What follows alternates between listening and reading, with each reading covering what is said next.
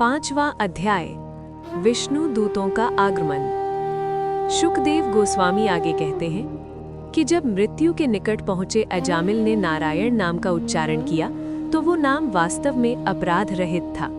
जैसे ही यमदूत उसे सुनकर अजामिल के प्राणों को लेने आए और उसके हृदय से आत्मा को बाहर निकालने का प्रयास कर रहे थे, उसी क्षण विष्णु दूत वहां प्रकट हो गए। वे अजामिल की अत्यंत दयनीय स्थिति देखकर गंभीर स्वर में यमदूतों को रोकते हुए बोले कि वे उसे इस प्रकार नहीं ले जा सकते। यमराज के दूत अजामिल को अपने साथ ले जाने के लिए आए थे। उस समय अजामिल ने अपने छोटे पुत्र नारायण को पुकारते हुए कहा, हे नारायण, इधर आओ, मैं अब मरने वाला हूँ। भगवान श्री कृष्ण अत्यंत कृपालु हैं। जैसे ही उन्होंने नारायण नाम का उच्चारण सुना, तुरंत ही उन्होंने अपने दूतों को भेज दिया और अजामिल को अपनी शरण में ले लिया। श्रील विश्वनाथ चक्रवर्ती ठाकुर अपने विवेचन में कहते हैं कि नारायण जैसे ही भगवान का पवित्र नाम अजामिल के मुख से निकला, विष्णु दूत बिना ये विचार किए कि वो किस भावना से नाम ले रहा था, तुरंत वहां पहुंच गए। वास्तव में अजामिल अपने पुत्र को याद कर रहा था, न कि भगवान को। फिर भी भगवान के नाम के प्रभाव से विष्णु दूत उसकी रक्षा के लिए आ गए। भगवान नारायण या श्री कृष्ण के नाम में उनकी संपूर्ण शक्ति विद्यमान है। यही नाम संकीर्तन का रहस्य है। भगवान का नाम भौतिक नहीं बल्कि पूर्णतः आध्यात्मिक और परम श्रेष्ठ है। इसीलिए भगवान और उनके नाम में कोई भेद नहीं माना जाता। नाम का उच्चारण करते ही मनुष्य का सीधा संबंध भगवान से स्थापित हो जाता है। जब विष्णु दूत वहां पहुंचे और यमदूतों को अजामिल की आत्मा को खींचते हुए देखा तो उन्होंने कठोर स्वर में कहा कि तुम लोग क्या कर रहे हो, रुक जाओ, इसे तुम यमराज के पास नहीं ले जा सकते। जो लोग भगवान विष्णु के चरणों में शरण लेते हैं वे वैष्णव कहलाते हैं और सदैव विष्णु दूतों द्वारा संरक्षित रहते हैं। अजामिल ने नारायण नाम का उच्चारण किया था, इसीलिए विष्णु दूत तुरंत उसकी रक्षा के लिए आए और यमदूतों को आदेश दिया कि वे उसे स्पर्श भी ना करें। उन्होंने चेतावनी दी कि यदि वे फिर से उसकी आत्मा को खींचने का प्रयास करेंगे तो उन्हें दंड दिया जाएगा। सामान्यतः पापी जीवों पर यमदूतों का अधिकार होता है, लेकिन विष्णु दूतों का अधिकार उससे भी श्रेष्ठ होता है और वे आवश्यकता पड़ने पर यमराज को भी रोक सकते हैं। आधुनिक वैज्ञानिक ये नहीं जानते कि शरीर में आत्मा कहाँ स्थित है, लेकिन श्रीमद् भागवत स्पष्ट रूप से बताता है कि आत्मा हृदय में निवास करती है। यमदूत अजामिल के हृदय से उसकी आत्मा को बाहर निकालने का प्रयास कर रहे थे। ये शरीर एक यंत्र के समान है, जैसा कि भगवद गीता के 18वें अध्याय में भगवान श्री कृष्ण कहते हैं, हे अर्जुन, परमेश्वर प्रत्येक जीव के हृदय में स्थित है और माया द्वारा बनाए गए इस शरीर रूपी यंत्र पर सभी जीवों को संचालित करते हैं। इस शरीर रूपी वाहन में आत्मा चालक है जो शरीर का संचालन करता है, जबकि परमात्मा परम नियंत्रक और स्वामी है। जीव अपने पूर्व जन्मों के कर्मों के अनुसार एक विशेष शरीर प्राप्त करता है और वर्तमान जीवन के कर्म उसके अगले जन्म को निर्धारित करते हैं। उचित समय आने पर आत्मा पुराने शरीर को छोड़कर नए शरीर में प्रवेश करती है। इसी प्रक्रिया को देहांतरण कहा जाता है। इस परिवर्तन के समय यमदूत आत्मा को नरक लोगों में ले जाते हैं, जहां उसे अपने कर्मों के अनुसार कष्ट भोगते हुए अगले शरीर के लिए तैयार किया जाता है। 7वां अध्याय अधिकृत विवेक। शुकदेव गोस्वामी आगे कहते हैं कि जब यमदूतों ने इस प्रकार प्रश्न किया, तब श्री वासुदेव के दूत मुस्कुराते हुए मेघ की गर्जना के समान गंभीर स्वर में बोले, यदि तुम वास्तव में यमराज के दूत हो तो तुम्हें धर्म की परिभाषा और अधर्म के लक्षण अवश्य बताने चाहिए। दूसरों को दंड देने की विधि क्या है? दंड के योग्य कौन है? क्या सभी सकाम कर्म करने वाले दंड के पात्र हैं या उनमें से केवल कुछ? श्रीमद् भागवत 6:1-37-39। यमदूतों ने प्रतिवाद करते हुए कहा कि तुम इतने महान होकर भी हमारे कार्य में हस्तक्षेप कर रहे हो, ये उचित नहीं है। विष्णुदूत स्वयं महान होते हुए भी यमराज के कार्य में बाधा डाल रहे हैं, ये देखकर यमदूतों को आश्चर्य हुआ। उसी प्रकार विष्णुदूतों को भी आश्चर्य हुआ कि जो स्वयं को धर्मराज के दूत कहते हैं, उन्हें धर्म का सही ज्ञान नहीं है। उन्होंने मन ही मन सोचा कि यदि ये वास्तव में यमदूत हैं तो इन्हें ये समझना चाहिए कि अजामिल को ले जाना उचित नहीं है।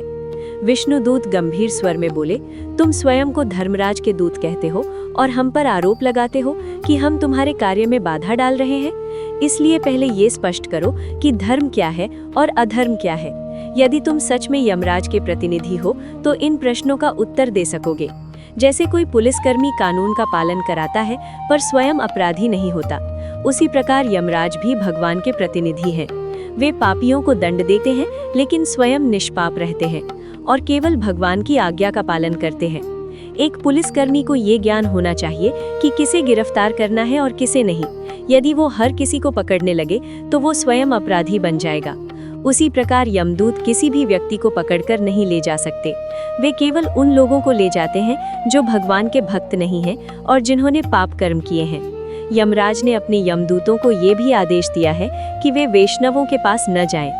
अजामिल पहले बहुत पापी था, इसलिए यमदूत उसे अपराधी समझकर ले जाना चाहते थे, लेकिन वो ये नहीं समझ पा रहे थे कि अब वो दंड का पात्र क्यों नहीं है। इस संसार में दो प्रकार के लोग होते हैं, भगवान के सेवक जिन्हें देवता या सुर कहा जाता है, और माया के दास जिन्हें असुर कहा जाता है। लेकिन आध्यात्मिक जगत में केवल एक ही प्रकार के लोग होते हैं, भगवान के सेवक। वहाँ सब लोग प्रेम से भगवान की सेवा करते हैं, इसलिए वहाँ कोई मतभेद नहीं होता। भौतिक जगत में लोग आवश्यकता के कारण सेवा करते हैं, जबकि आध्यात्मिक जगत में प्रेम के कारण सेवा होती है। आध्यात्मिक जगत पूर्ण और दिव्य होता है, जहाँ हर वस्तु स्वयं में संपूर्ण है। वहाँ कल्प वृक्ष होते हैं जिनसे मनुष्य अपनी इच्छानुसार सब कुछ प्राप्त कर सकता है। भौतिक जगत में हर व्यक्ति को किसी न किसी की सेवा करनी पड़ती है, चाहे राजा हो या गरीब, सभी को कार्य करना पड़ता है। माया की शक्ति हर व्यक्ति को अपने अनुसार नचाती है।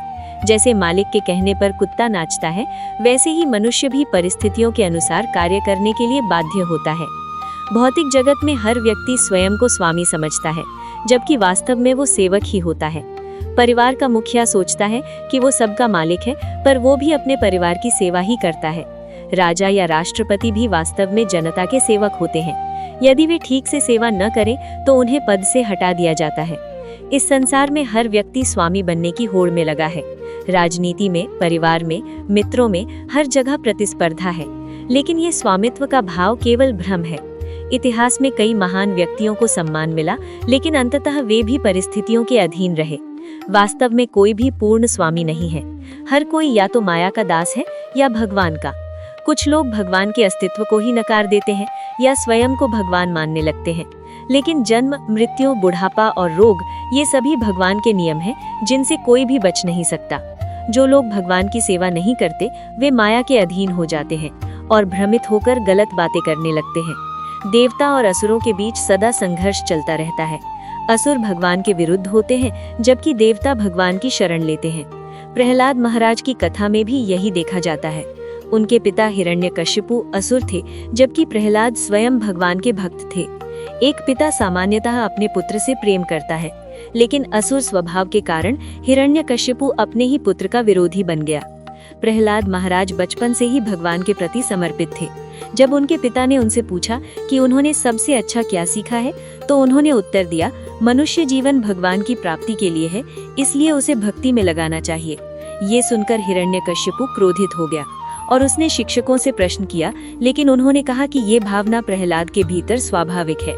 प्रहलाद अपने मित्रों को भी समझाते थे कि जीवन का उद्देश्य इंद्रिय सुख नहीं, बल्कि भगवान की प्राप्ति है। लेकिन भौतिकवादी लोग केवल इंद्रिय सुख में लगे रहते हैं और अनेक पाप कर्म करते हैं। वे एक प्रकार से पागल की तरह व्यवहार करते हैं, क्योंकि उन्हें ये ज्ञान नहीं होता कि वो क्या कर रहे हैं। भगवान ऋषभ देव ने कहा है कि इंद्रिय सुख के लिए किया गया जीवन अत्यंत खतरनाक है। ऐसे लोग बार बार जन्म लेते हैं और भौतिक जगत में फंसे रहते हैं। कुछ लोग बाहरी रूप से साधु दिखते हैं, लेकिन भीतर से इंद्रिय सुख में लिप्त होते हैं। ऐसे लोग वास्तव में भ्रमित होते हैं। असुर लोग भगवान पर विश्वास नहीं करते और अपने मनमाने तरीके से जीवन जीते हैं। भगवद गीता 7:15 में भगवान श्री कृष्ण कहते हैं कि जो लोग अत्यंत मूर्ख, पापी और माया द्वारा भ्रमित है, वे उनकी शरण में नहीं आते। भले ही वे बाहरी रूप से शिक्षित और विद्वान प्रतीत हों, लेकिन नास्तिक होने के कारण उनका वास्तविक ज्ञान नष्ट हो जाता है। शास्त्रों के अनुसार हमें सत्य को स्वीकार करना चाहिए, चाहे वो हमें तुरंत समझ में आए या नहीं। जीवन की समस्याओं से भागा नहीं जा सकता। हमें ये समझना ही होगा कि धर्म क्या है और अधर्म क्या है। धर्म वो है जो भगवान की आज्ञा के अनुसार किया जाए, और अधर्म वो है जो भगवान की आज्ञा के विरुद्ध किया जाए।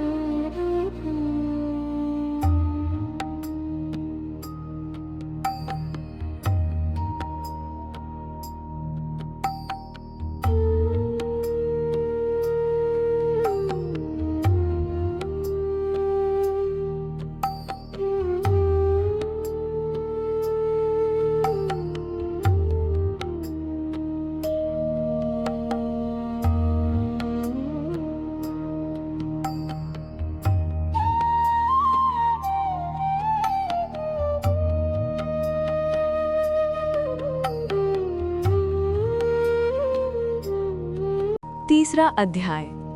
शुकदेव गोस्वामी आगे कहते हैं कि अपने छोटे पुत्र के तोतले बोल और उसकी मासूम चाल से अजामिल इतना मोहित हो गया था कि उसका पूरा मन उसी में लग गया। वो हर समय अपने बेटे का पालन पोषण करता और उसी में आनंद महसूस करता। जब वो खुद भोजन करता तो बेटे को भी अपने हाथों से खिलाता, जब कुछ पीता तो उसे भी पिलाता। इस प्रकार वो हर क्षण अपने पुत्र का ध्यान रखता और बार बार उसका नाम नारायण पुकारता रहता। धीरे धीरे वो इस बात को भूल गया कि मृत्यु उसके बहुत करीब आ चुकी है। इस प्रकार जब मूर्खतावश मोह में डूबे अजामिल की मृत्यु का समय आया, तब भी उसका मन केवल अपने पुत्र नारायण में ही लगा रहा। पुत्र का नाम और उसका प्रभाव। यहाँ स्पष्ट बताया गया है कि नारायण अभी बहुत छोटा था, ठीक से बोलना या चलना भी नहीं जानता था, लेकिन वृद्ध अजामिल का सारा प्रेम उसी पर केंद्रित था।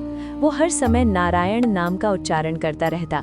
यद्यपि वो भगवान के रूप में नारायण का स्मरण नहीं कर रहा था, बल्कि अपने पुत्र को पुकार रहा था। फिर भी नारायण नाम की शक्ति इतनी महान है कि उसके उच्चारण से ही उसका हृदय शुद्ध होने लगा। भक्ति शास्त्रों में कहा गया है कि किसी भी प्रकार से यदि मन भगवान के नाम से जुड़ जाए तो वो मनुष्य धीरे धीरे मुक्ति के मार्ग पर चलने लगता है। यही कारण है कि आज भी बहुत से माता पिता अपने बच्चों के नाम कृष्ण, गोविंद या नारायण रखते हैं, ताकि दिन भर में कई बार इन पवित्र नामों का उच्चारण हो और जीवन में शुद्धता आए। अंतिम समय का स्मरण। मृत्यु के समय अजामिल अपने पुत्र नारायण का नाम पुकार रहा था। वो ब्राह्मण पुत्र था और बचपन में उसने भगवान की पूजा भी की थी, इसलिए भले ही वो अपने बेटे को बुला रहा था, लेकिन उस नाम के प्रभाव से उसके पुराने संस्कार जागृत हो गए और उसके भीतर भगवान के प्रति स्मरण उत्पन्न हुआ। शास्त्रों में कहा गया है कि मनुष्य जीवन की सबसे बड़ी सफलता यही है कि अंतिम समय में भगवान का स्मरण हो। चाहे वो ज्ञान, योग या अपने कर्तव्यों के पालन से प्राप्त हुआ हो, जीवन का परम लक्ष्य अंत समय में ईश्वर को याद करना ही है। अजामिल ने अनजाने में ही सही, लेकिन नारायण नाम का उच्चारण किया और उसी ने उसके जीवन को पूर्ण बना दिया। मृत्यु जीवन की सबसे महत्वपूर्ण घड़ी। मृत्यु कोई साधारण घटना नहीं है, ये जीवन की सबसे निर्णायक घड़ी होती है। उस समय मन में जो विचार चलते हैं वही हमारे अगले जीवन को निर्धारित करते हैं। जैसे हवा सुगंध को एक स्थान से दूसरे स्थान तक ले जाती है, वैसे ही हमारी अंतिम भावना हमें अगले जन्म की ओर ले जाती है। यदि कोई व्यक्ति पूरे जीवन भक्ति में लगा रहता है तो वो अंत समय में भगवान को याद करता है और उसे दिव्य लोक की प्राप्ति होती है। लेकिन जो व्यक्ति केवल भौतिक इच्छाओं में लगा रहता है, उसे उसी के अनुसार अगला जन्म मिलता है। उदाहरण के लिए यदि कोई व्यापारी जीवन भर केवल व्यापार के बारे में सोचता है, तो मृत्यु के समय भी वही विचार उसके मन में रहेगा। ऐसी स्थिति में उसका अगला जन्म भी उसी प्रवृत्ति के अनुसार हो सकता है। भगवान अत्यंत दयालु हैं। वे मनुष्य को वही स्थिति प्रदान करते हैं जिसकी वो अंतिम समय में इच्छा करता है। यदि कोई भगवान का भक्त बनकर उनका स्मरण करता है तो वो भगवान के पास जाता है। भक्ति और नाम जप का महत्व। यदि हम चाहते हैं कि अंत समय में भगवान का स्मरण हो तो हमें अभी से अभ्यास करना होगा। हरे कृष्ण महामंत्र या भगवान के किसी भी नाम का जप करने से मन धीरे धीरे शुद्ध होता है और भगवान में स्थिर होने लगता है। भगवद गीता में भी कहा गया है कि जो व्यक्ति श्रद्धा से भगवान का निरंतर स्मरण करता है वही श्रेष्ठ योगी है। इसलिए जीवन का असली उद्देश्य यही होना चाहिए कि हम अपने मन को भगवान में लगाएं, ताकि अंतिम समय में वही स्मरण सहज रूप से हो सके। सांसारिक मोह का भ्रम। मनुष्य अक्सर ये सोचता है कि उसकी संपत्ति, परिवार, घर और रिश्तेदार उसे बचा लेंगे, लेकिन ये केवल एक भ्रम है। मृत्यु के समय इनमें से कोई भी साथ नहीं जाता। शास्त्रों में बताया गया है कि शरीर, पत्नी, पुत्र और संपत्ति ये सब अस्थायी हैं। फिर भी मनुष्य इन्हीं पर भरोसा करता है और सच्चाई को समझ नहीं पाता। जैसे युद्ध के मैदान में सैनिक एक एक करके गिरते जाते हैं, वैसे ही जीवन में हमारे अपने लोग भी एक दिन चले जाते हैं। हमारे पिता, दादा और पूर्वज भी कभी जीवित थे, लेकिन आज वो नहीं है। इसी तरह एक दिन हम भी इस संसार को छोड़ देंगे। फिर हम किस पर भरोसा कर सकते हैं? निष्कर्ष। इस कथा का सार यही है कि जीवन बहुत अनिश्चित है और मृत्यु कभी भी आ सकती है। इसलिए बुद्धिमान वही है जो अभी से अपने जीवन को सही दिशा देता है। हमें अपने बच्चों को अच्छे संस्कार देने चाहिए, भगवान के नाम से जोड़ना चाहिए और स्वयं भी भक्ति का अभ्यास करना चाहिए, क्योंकि अंत समय में वही याद आएगा जो हमने पूरे जीवन में किया है। अजामिल की कथा हमें सिखाती है कि भगवान का नाम इतना शक्तिशाली है कि अनजाने में लिया गया नाम भी जीवन को बदल सकता है। इसलिए यदि हम सचेत होकर भक्ति करें तो हमारा जीवन और अंत दोनों सफल हो सकते हैं।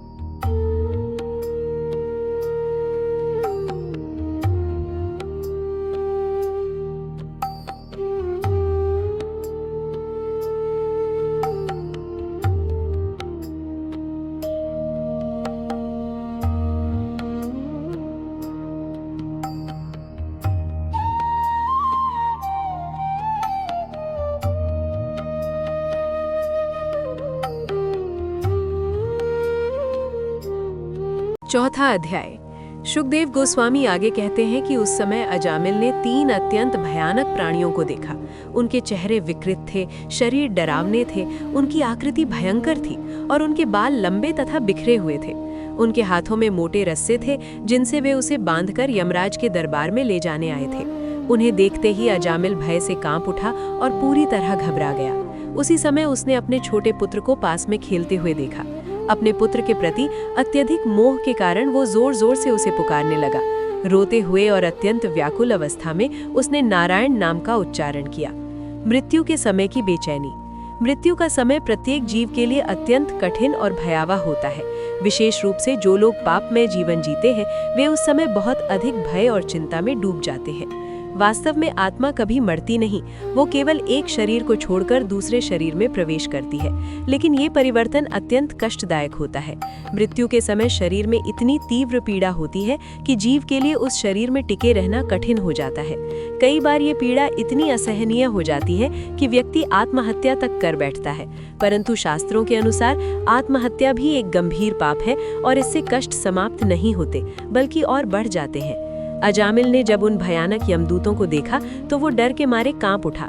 वे यमदूत उसे उसके शरीर से बाहर खींच कर ले जाने वाले थे। ऐसे भयानक दृश्य को देखकर कोई भी व्यक्ति चिल्ला उठेगा और अजामिल भी वैसा ही भयभीत हो गया। विष्णु दूतों का आगमन। लेकिन उसी समय एक अद्भुत घटना हुई। जैसे ही अजामिल ने नारायण नाम का उच्चारण किया, तुरंत भगवान के दूत विष्णु दूत वहां प्रकट हो गए। हालांकि अजामिल अपने पुत्र को पुकार रहा था, फिर भी नारायण नाम की दिव्य शक्ति के कारण भगवान के दूत उसकी रक्षा के लिए आ गए। यही भगवान के नाम की महिमा है। चाहे वो अनजाने में लिया जाए, फिर भी वो जीवन को बदल सकता है। भक्त और अभक्त में अंतर। कोई ये प्रश्न कर सकता है कि भक्त और सामान्य मनुष्य दोनों को ही मृत्यु आती है, तो फिर अंतर क्या है? इसका उत्तर एक सुंदर उदाहरण से समझाया गया है। जैसे एक बिल्ली अपने बच्चे को भी मुंह में पकड़ती है और चूहे को भी, लेकिन दोनों के अनुभव अलग होते हैं। बिल्ली का बच्चा खुद को सुरक्षित महसूस करता है, जबकि चूहा उसी पकड़ को मृत्यु का संकेत समझता है। ठीक इसी प्रकार मृत्यु के समय भक्त को भगवान के दूत वैकुंठ धाम अर्थात आध्यात्मिक लोक में ले जाते हैं, जबकि पापी जीव को यमदूत पकड़कर यमराज के न्यायालय में ले जाते हैं। अजामिल के साथ भी यही होने वाला था, लेकिन भगवान के नाम ने उसकी रक्षा कर ली। भगवान का अवतार और उद्देश्य। भगवान स्वयं कहते हैं कि उनका जन्म और कर्म दिव्य है। वे इस संसार में साधुओं की रक्षा करने, दुष्टों का नाश करने और धर्म की स्थापना के लिए बार बार अवतार लेते हैं। भगवान के हाथों में शंख, चक्र, गदा और पद्म होते हैं। ये उनके विभिन्न कार्यों के प्रतीक हैं। वे अपने भक्तों की रक्षा करते हैं और अधर्म का नाश करते हैं।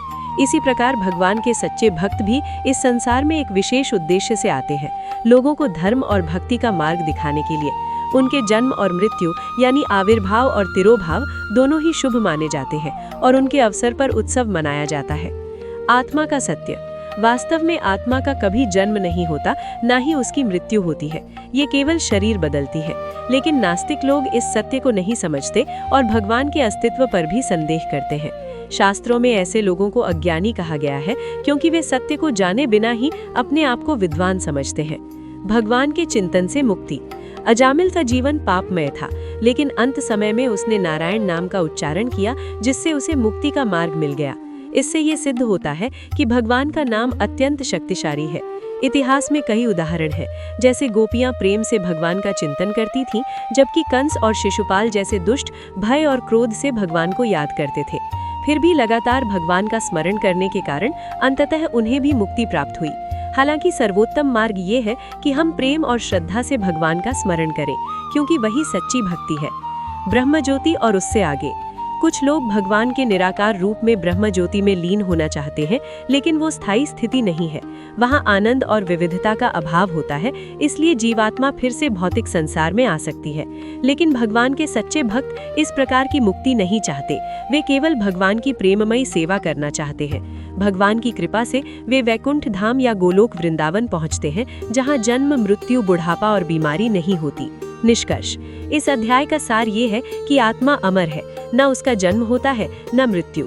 लेकिन हमारा अगला जीवन इस बात पर निर्भर करता है कि हम मृत्यु के समय क्या सोचते हैं। इसलिए जीवन का सही उपयोग यही है कि हम अभी से भगवान का स्मरण करें, उनके नाम का जप करें और अपने मन को शुद्ध बनाएं। अजामिल की कथा हमें ये सिखाती है कि भगवान का नाम इतना शक्तिशाली है कि वो सबसे बड़े पापी को भी बचा सकता है। इसलिए यदि हम सचेत होकर भक्ति करें तो हमारा जीवन और अंत दोनों दिव्य और सफल बन सकते हैं।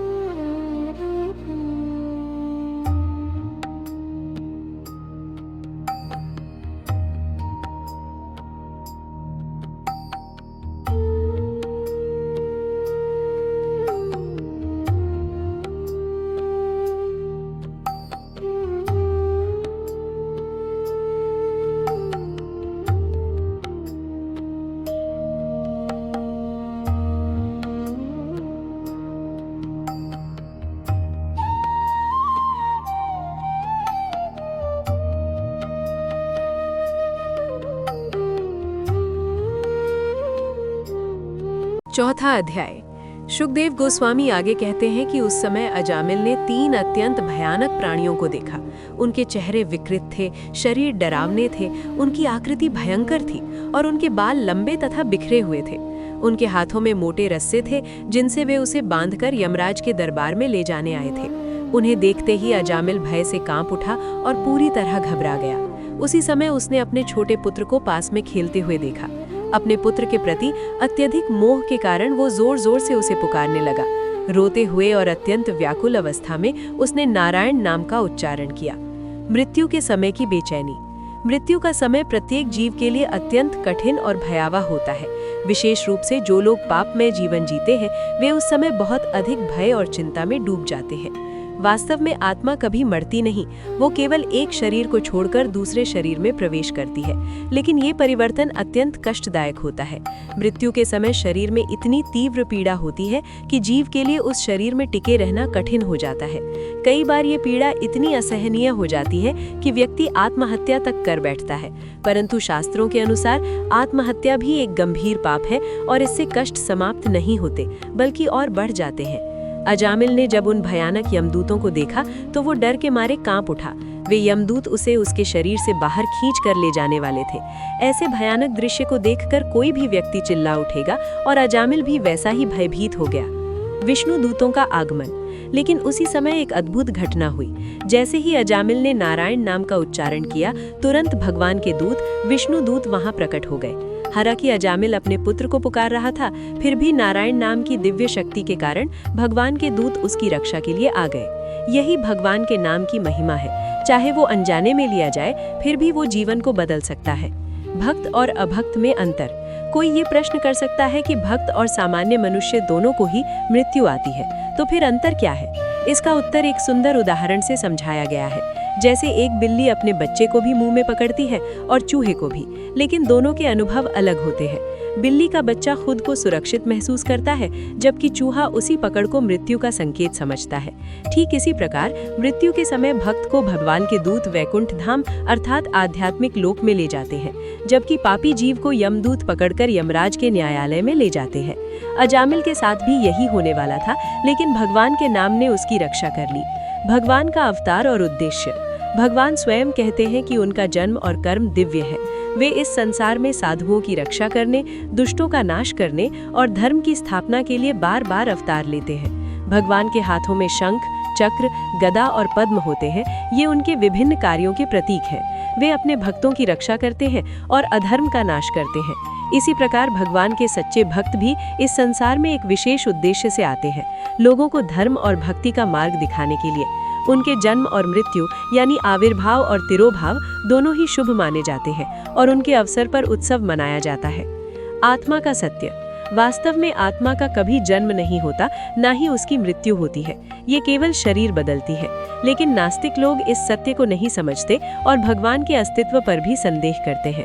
शास्त्रों में ऐसे लोगों को अज्ञानी कहा गया है, क्योंकि वे सत्य को जाने बिना ही अपने आप को विद्वान समझते हैं। भगवान के चिंतन से मुक्ति। अजामिल का जीवन पापमय था, लेकिन अंत समय में उसने नारायण नाम का उच्चारण किया, जिससे उसे मुक्ति का मार्ग मिल गया। इससे ये सिद्ध होता है कि भगवान का नाम अत्यंत शक्तिशाली है। इतिहास में कई उदाहरण हैं, जैसे गोपियां प्रेम से भगवान का चिंतन करती थीं, जबकि कंस और शिशुपाल जैसे दुष्ट भय और क्रोध से भगवान को याद करते थे। फिर भी लगातार भगवान का स्मरण करने के कारण अंततः उन्हें भी मुक्ति प्राप्त हुई। हालांकि सर्वोत्तम मार्ग ये है कि हम प्रेम और श्रद्धा से भगवान का स्मरण करें, क्योंकि वही सच्ची भक्ति है। ब्रह्म ज्योति और उससे आगे। कुछ लोग भगवान के निराकार रूप में ब्रह्म ज्योति में लीन होना चाहते हैं, लेकिन वो स्थायी स्थिति नहीं है। वहाँ आनंद और विविधता का अभाव होता है, इसलिए जीवात्मा फिर से भौतिक संसार में आ सकती है। लेकिन भगवान के सच्चे भक्त इस प्रकार की मुक्ति नहीं चाहते। वे केवल भगवान की प्रेममयी सेवा करना चाहते हैं। भगवान की कृपा से वे वैकुंठ धाम या गोलोक वृंदावन पहुँचते हैं, जहाँ जन्म, मृत्यु, बुढ़ापा और बीमारी नहीं होती। निष्कर्ष। इस अध्याय का सार ये है कि आत्मा अमर है, न उसका जन्म होता है न मृत्यु, लेकिन हमारा अगला जीवन इस बात पर निर्भर करता है कि हम मृत्यु के समय क्या सोचते हैं। इसलिए जीवन का सही उपयोग यही है कि हम अभी से भगवान का स्मरण करें, उनके नाम का जप करें और अपने मन को शुद्ध बनाएं। अजामिल की कथा हमें ये सिखाती है कि भगवान का नाम इतना शक्तिशाली है कि वो सबसे बड़े पापी को भी बचा सकता है। इसलिए यदि हम सचेत होकर भक्ति करें, तो हमारा जीवन और अंत दोनों दिव्य और सफल बन सकते हैं।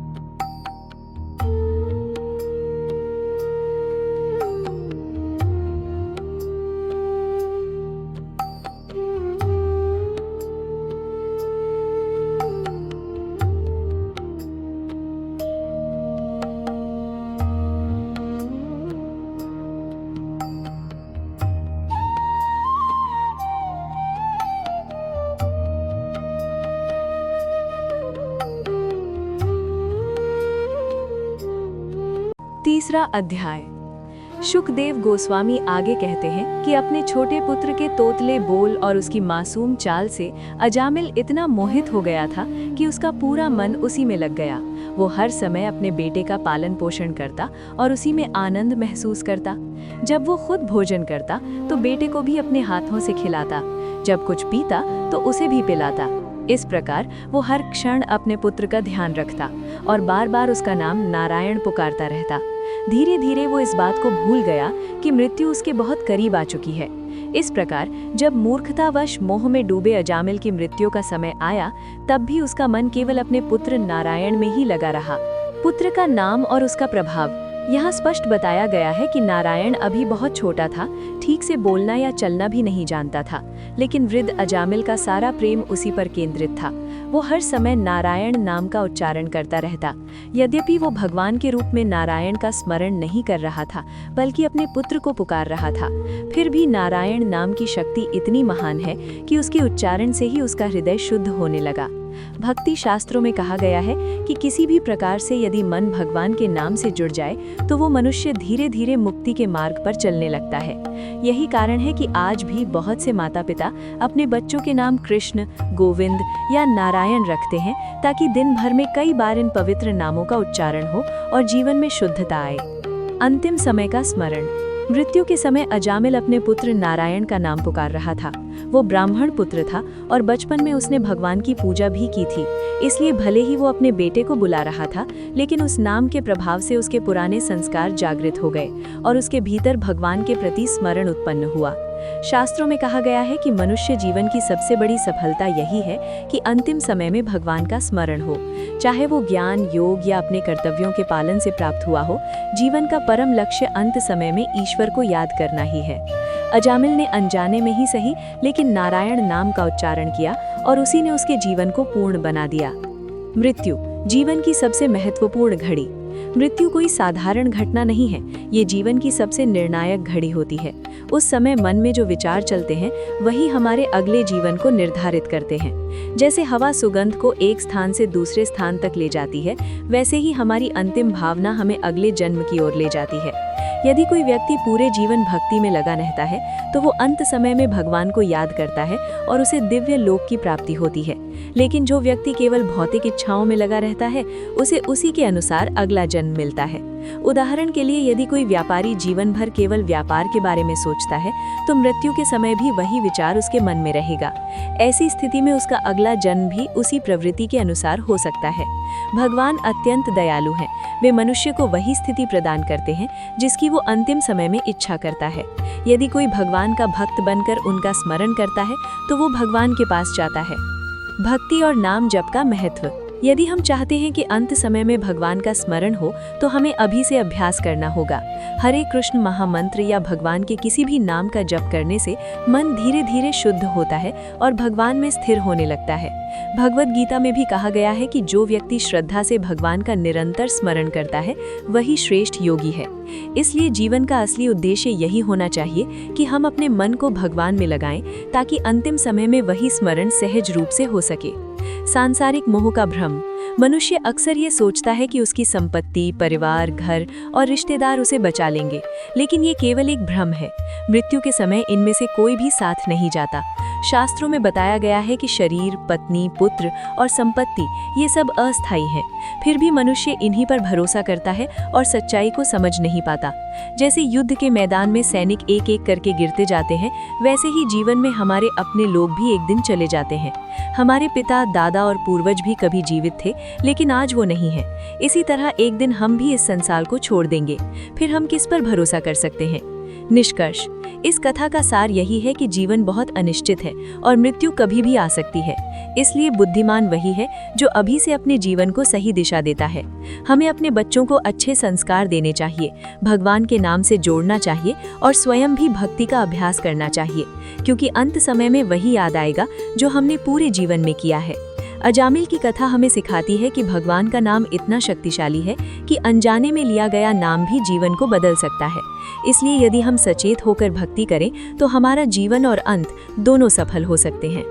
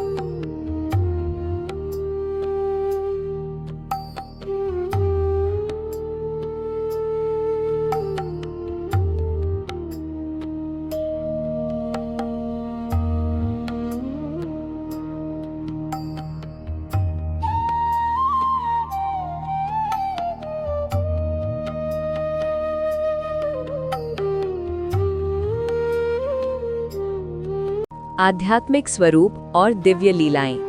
निराकारवादी दार्शनिक भौतिक जगत की क्रियाओं और आध्यात्मिक जगत की दिव्य क्रियाओं में अंतर नहीं समझ पाते। इसी प्रकार वे भौतिक शरीर और भगवान के दिव्य शरीर में भी भेद नहीं कर पाते। भगवान के शरीर से निकलने वाले तेज अर्थात ब्रह्म ज्योति को ही वे परम सत्य मान लेते हैं।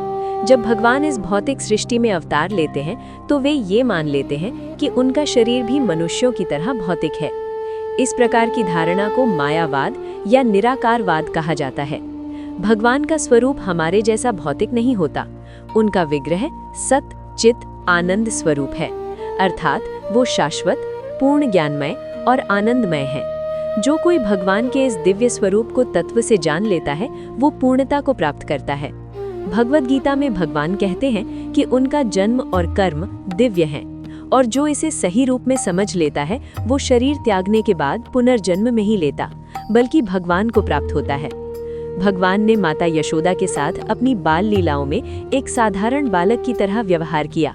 वे मक्खन के लिए शरारत करते, चीजें तोड़ते, मानो उन्हें वास्तव में उसकी आवश्यकता हो। यद्यपि वे पूर्ण पुरुषोत्तम भगवान हैं, फिर भी वे स्वयं को एक सामान्य मनुष्य के रूप में प्रस्तुत करते हैं। निराकारवादी लोग भगवान को एक सामान्य मनुष्य समझते हैं। भगवद गीता में कहा गया है कि मूर्ख लोग भगवान को मनुष्य के समान समझते हैं। वे ये सोचते हैं कि एक छोटा बालक भगवान कैसे हो सकता है। यहाँ तक कि ब्रह्मा और इंद्र जैसे देवता भी कभी-कभी इस भ्रम में पड़ जाते हैं और भगवान की परीक्षा लेने का प्रयास करते हैं। कई लोग स्वयं को भगवान घोषित करते हैं और कहते हैं कि वे कृष्ण या राम हैं। परंतु यदि कोई वास्तव में भगवान है तो उसे अपनी दिव्य शक्ति भी प्रदर्शित करनी चाहिए। श्री राम ने समुद्र पर सेतु बनाया और श्री कृष्ण ने बाल्यावस्था में गोवर्धन पर्वत उठाया। जो लोग ऐसा कुछ नहीं कर सकते वे भगवान नहीं हो सकते। ऐसे झूठे दावे करने वाले और उन्हें मानने वाले दोनों ही अपने कर्मों का फल भोगते हैं।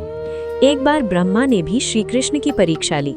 उन्होंने ग्वाल बालों और गायों को छिपा दिया, परंतु 1 वर्ष बाद उन्होंने देखा कि सब पहले की तरह ही मौजूद हैं। तब उन्हें समझ में आया कि श्री कृष्ण ने अपनी अचिंत्य शक्ति से सबका विस्तार कर दिया है। अंत में ब्रह्मा जी ने भगवान के सामने समर्पण किया और उनकी स्तुति की।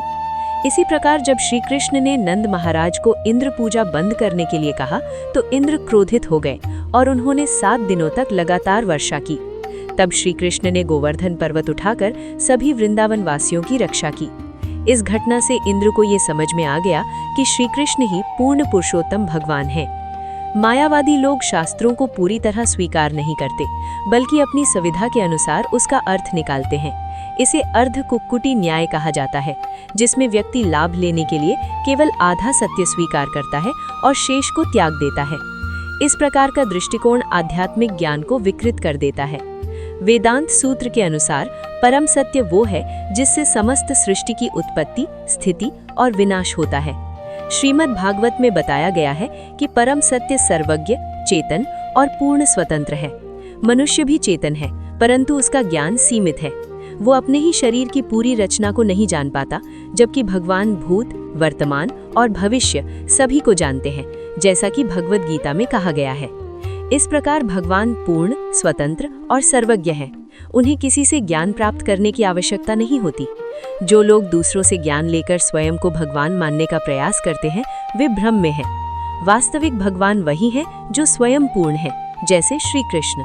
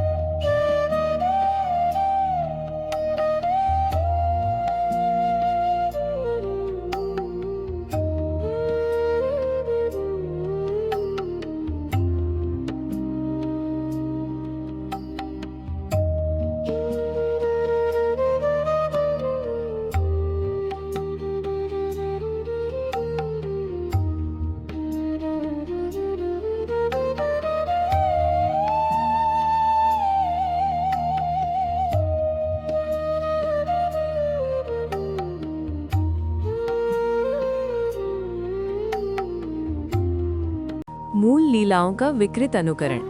शुकदेव गोस्वामी आगे कहते हैं, हे राजन, अपने 10 पुत्रों और एक वेश्या का पालन पोषण करने के लिए अत्यंत घृणित और पापपूर्ण कर्म करते हुए अजामिल के 88 वर्ष बीत गए। उसका सबसे छोटा पुत्र था जिसका नाम नारायण था। वो अपने माता पिता का अत्यंत प्रिय था। ये भी उसके पाप कर्मों का संकेत है कि 88 वर्ष की आयु में भी उसके यहाँ छोटा बच्चा था। वैदिक संस्कृति के अनुसार मनुष्य को 50 वर्ष की आयु में गृहस्थ जीवन छोड़ देना चाहिए और पत्नी के साथ संबंध समाप्त कर देना चाहिए। काम जीवन केवल 25 से 50 वर्ष तक ही उचित माना गया है। इसके बाद वानप्रस्थ और फिर संन्यास ग्रहण करना चाहिए। वेश्या की संगति में पड़कर अजामिल अपने सभी ब्राह्मण गुण खो बैठा और अत्यंत पापी बन गया। जब वो वेश्या से मिला तब उसकी आयु लगभग 20 वर्ष थी। उसके साथ उसे 10 संतानें हुई। अब वो लगभग 90 वर्ष का हो चुका था और उसकी मृत्यु निकट थी। उसके सभी बच्चे बड़े हो चुके थे, इसलिए उसे अपने सबसे छोटे पुत्र नारायण से अत्यधिक प्रेम था। वात्सल्य प्रेम। छोटे बच्चे का सुंदर रूप, उसकी हंसी और उसकी तोतली बातें माता पिता और रिश्तेदारों को बहुत आकर्षित करती है।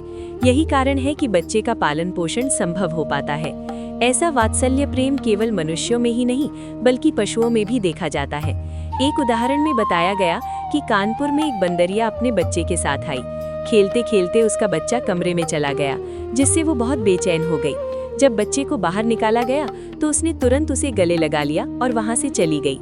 इससे स्पष्ट होता है कि माता और संतान का प्रेम प्राकृतिक है, लेकिन ये प्रेम हमें आध्यात्मिक उन्नति तक नहीं ले जाता। ये केवल एक स्वाभाविक भावना है। अजामिल का मोह। हालांकि अजामिल पापी और दुर्व्यसनी था, फिर भी वो अपने छोटे पुत्र से अत्यधिक आसक्त था। जैसे नंद और यशोदा ने श्री कृष्ण की बाल लीलाओं का आनंद लिया, वैसे ही वृद्ध अवस्था में भी अजामिल अपने पुत्र के खेलों में आनंद लेता था। आध्यात्मिक और भौतिक प्रेम। भौतिक जगत का ये वात्सल्य प्रेम वास्तव में आध्यात्मिक जगत के शुद्ध प्रेम का विकृत प्रतिबिंब है। वेदांत सूत्र 1.1.2 के अनुसार जन्मादि अस्य यतः, अर्थात सब कुछ परम सत्य से उत्पन्न होता है। यदि आध्यात्मिक जगत में प्रेम ना होता तो ये भौतिक संसार में भी नहीं दिखता।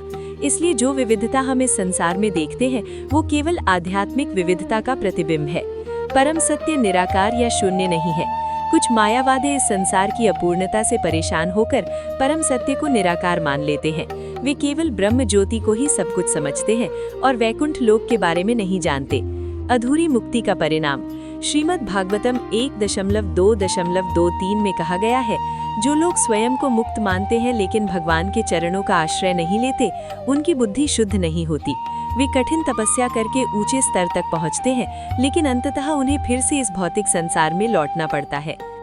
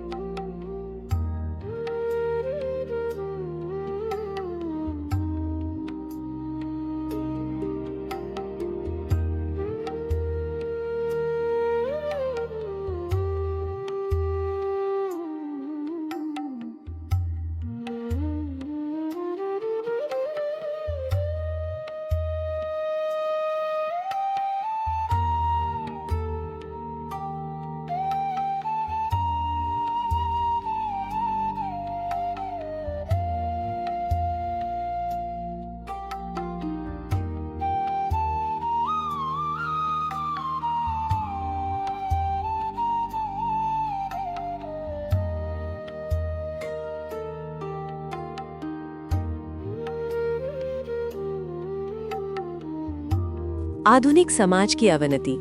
यहाँ श्रीमद् भागवत में बताया गया है कि एक वेश्या के प्रति आसक्ति के कारण अजामिल ब्राह्मण के सभी ब्राह्मण गुण नष्ट हो गए। उस समय वो लगभग 20 वर्ष का युवा था। वेश्या के अवैध संघ के कारण उसे भीख मांगना, चोरी करना और जुआ खेलना जैसे मार्ग अपनाने पड़े। केवल एक अनैतिक संबंध के कारण मनुष्य का किस प्रकार पतन होता है, ये इस श्लोक में स्पष्ट बताया गया है। एक पतिव्रता स्त्री के साथ अनैतिक संबंध संभव नहीं होता, लेकिन व्यभिचारी स्त्री के साथ ये संभव है। आज समाज जितना वेश्यागमन और अनैतिक स्त्री पुरुष संबंधों को बढ़ावा देता है, उतना ही ठग, लुटेरे, शराबी और जुआरी बढ़ते जाते हैं। इसलिए कृष्ण भावनामृत आंदोलन अपने अनुयायियों को सबसे पहले अनैतिक संबंधों का त्याग करने का निर्देश देता है, क्योंकि यही पापमय जीवन की शुरुआत होती है।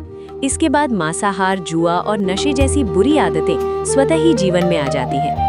इन सब पर नियंत्रण करना बहुत कठिन है, लेकिन भगवान श्री कृष्ण की शरण लेने से ये संभव हो सकता है। कृष्ण भावना में स्थित व्यक्ति को ये बुरे कार्य निरर्थक और घृणित लगने लगते हैं। आज लाखों अजामिल जैसे लोग हैं, जबकि उस समय अजामिल एक अपवाद था। यदि अनैतिक संबंधों को बढ़ावा दिया गया तो पूरा समाज ठगों और लुटेरों से भर जाएगा। इसलिए यदि विश्व का सुधार करना है तो कृष्ण भावनामृत को स्वीकार करना अत्यंत आवश्यक है। यही आंदोलन भौतिक और आध्यात्मिक दोनों दृष्टियों से समाज का कल्याण कर सकता है। अब तक हमने जिन पापपूर्ण आदतों को अपनाया है, जैसे मांसाहार, जुआ, मद्यपान और अनैतिक संबंध, उन्हें समाप्त करने के लिए भक्ति योग या प्रेममयी भगवान की सेवा को अपनाना आवश्यक है। आज बहुत कम लोग वैदिक शास्त्रों को जानते हैं और लोग उनकी आज्ञाओं का पालन नहीं करते। इसके बजाय वे धोखेबाज लोगों की लिखी पुस्तकों को पढ़ते हैं, जिससे कृष्ण भावना का ह्रास होता जा रहा है। कुछ लोग सोचते हैं कि कृत्रिम योग साधना से वे इन पापों से मुक्त हो सकते हैं। पहले अष्टांग योग के द्वारा मुक्ति संभव थी, लेकिन आज के युग में इस प्रक्रिया का पालन करना लगभग असंभव है। इसीलिए कलयुग के पतित जीवों के उद्धार के लिए लगभग 500 वर्ष पहले भगवान स्वयं श्री चैतन्य महाप्रभु के रूप में अवतरित हुए। उन्होंने समझा कि इस युग में लोग कठिन नियमों का पालन नहीं कर पाएंगे, इसलिए उन्होंने सरल मार्ग दिया। हरे कृष्ण कृष्ण कृष्ण हरे हरे, हरे राम राम राम हरे हरे। इस महामंत्र के जप से मनुष्य आध्यात्मिक रूप से शुद्ध हो सकता है। अन्य यज्ञ और कठिन साधनाएं इस युग में संभव नहीं है, लेकिन हर कोई हरिनाम संकीर्तन कर सकता है। बृहन नारदीय पुराण में कहा गया है, हरे नाम ही केवल उपाय है कलयुग में, इसके अलावा कोई दूसरा मार्ग नहीं है। हरिनाम संकीर्तन सभी युगों में प्रभावी है, लेकिन कलयुग में ये विशेष रूप से शक्तिशाली है। इसका प्रमाण अजामिल की कथा से मिलता है, जहां वो केवल नारायण नाम का उच्चारण करके यमराज से दंड से बच गया।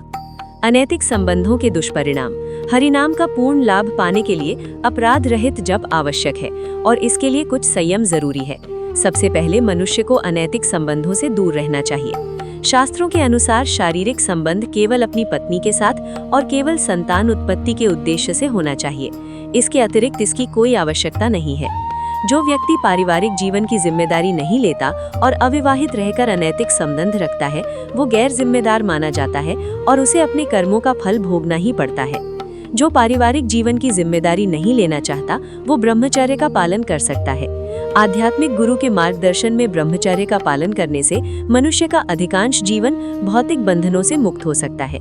आज लोग ब्रह्मचर्य का पालन नहीं करना चाहते, लेकिन अविवाहित रहकर भोग करना चाहते हैं। इसी कारण उनके सद्गुण नष्ट हो रहे हैं। वेश्याओं से संबंध बनाकर संतान उत्पन्न करना पाप है। ऐसी संतान वर्ण संकर समाज के पतन का कारण बनती है। अजामिल भी एक वेश्या के आकर्षण में पड़ गया और उससे उसके 10 बच्चे हुए। वो इतना गिर गया कि अपने परिवार का पालन ईमानदारी से नहीं कर सका। उसे भीख मांगनी पड़ी, उधार लेना पड़ा और चोरी तक करनी पड़ी। अनैतिक संबंधों के साथ ही शराब और जुआ भी जीवन में आ जाते हैं, और इन सब का खर्च पूरा करने के लिए व्यक्ति को गलत रास्ते अपनाने पड़ते हैं। अजामिल के पतन का मूल कारण केवल एक ही था, वेश्या के साथ अनैतिक संबंध। इसीलिए कृष्ण भावना में अनैतिक संबंधों को बिल्कुल भी प्रोत्साहित नहीं किया जाता। भक्तों को या तो गृहस्थ जीवन को नियम पूर्वक अपनाना चाहिए या फिर आजीवन ब्रह्मचारी रहना चाहिए। यही शुद्धता बनाए रखने का सर्वोत्तम मार्ग है।